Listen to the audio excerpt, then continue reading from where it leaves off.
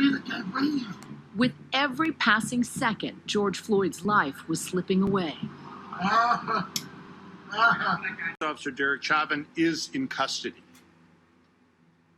Former Minneapolis police officer Derek Chauvin has been charged by the Hennepin County Attorney's Office with murder and with manslaughter. My brother's gone, but the Floyd name still lives on. Prosecutors saying Chauvin had his knee on Floyd's neck for 8 minutes, 46 seconds. We on the CC women's soccer team have been very involved. Here are some of the things that we have been doing. So the hike was organized by Athletes for Change. Basically, it was a way to get people active while honoring the life of George Floyd. 8 minutes and 46 seconds was the total time that a Minnesota police officer kneeled on Floyd's neck. So after we hiked it, basically we all shared it on social media and then provided a link for donations that would go towards like the Black Lives Matter movement.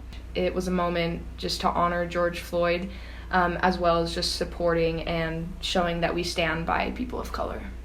So on Friday, the CC women's soccer team also participated in a 6.12 mile walk, bike, run, whatever. What was the importance of that one? So basically this 6.12 mile walk was organized by one of my teammates. She lives minutes from where Floyd was murdered.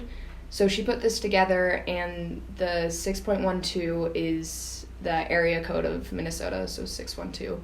And the purpose of it was basically to honor George and help rebuild Lake Street after the riots occurred. So when we finished the walk, we all donated to this link, and then we shared it on our social medias just to kind of get the word out. But the importance of it was basically to keep the movement alive and continue to remind everyone how they can help. However, it is so much more than just George Floyd. We walk, we march, we donate for the countless others who have lost their lives to police brutality. I turned to one of my teammates to ask her the question, why? Why is this racism continuing to happen, and what can we do to stop it? So, why do you believe that the issue of racism is still happening, like, today?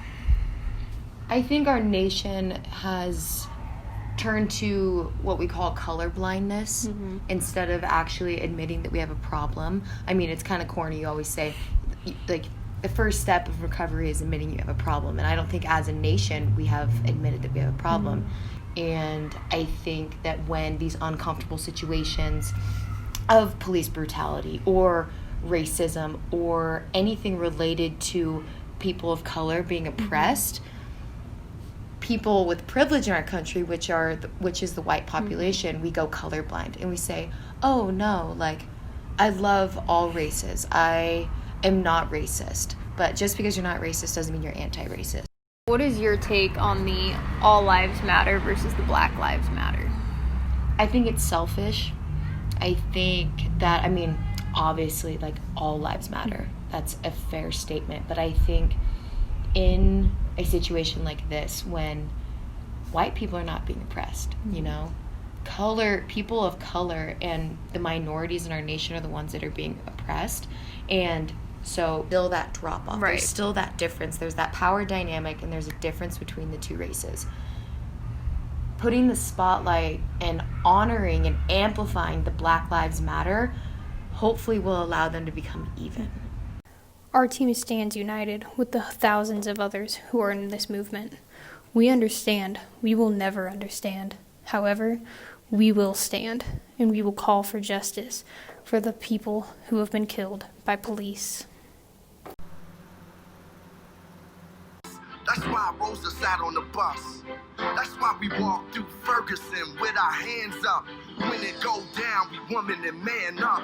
They say stay down, and we stand up. Shots, we on the ground. The camera panned up. King pointed to the mountaintop, and we ran up. One day, when the glory comes, it will be ours. It will be ours.